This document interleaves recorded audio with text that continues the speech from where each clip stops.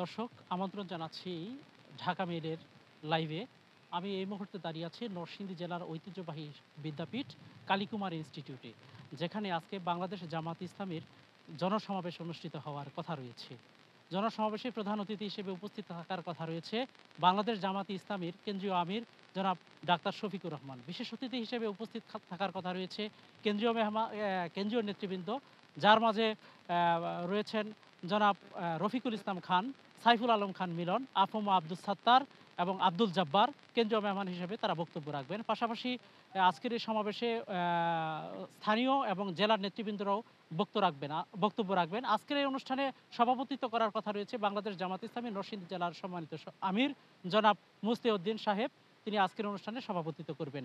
আমরা আজকের অনুষ্ঠানের নেতৃবৃন্দ যারা আছে ওনাদের সাথে আমরা কথা বলে আমরা যেটা জানতে পেরেছি যে জুমার নামাজের পরপরই কেন্দ্রীয় মেহমানরা বক্তব্য রাখবেন। তার পূর্বেই আজকে সকাল থেকেই কিন্তু অনুষ্ঠানের কার্যক্রম শুরু হয়েছে।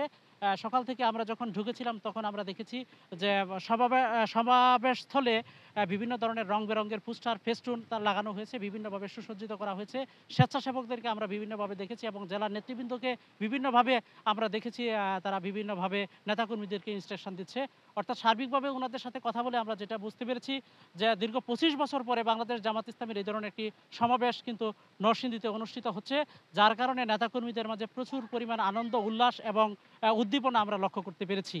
বিশেষ করে আমরা যেটা খবর নিয়েছি যে কিছুদিন আগে যখন এই সমাবেশের তারিখ ঘোষণা করা হয়েছিল তারপর থেকে কিন্তু বিভিন্ন ধরনের রং বেরঙের পোস্টার, ব্যানার, ফেস্টুন এগুলো কিন্তু নরসিংদী জেলার প্রত্যন্ত অঞ্চলে প্রত্যেকটি উপজেলা এবং গ্রামে গঞ্জে পর্যন্ত লাগানো হয়েছে।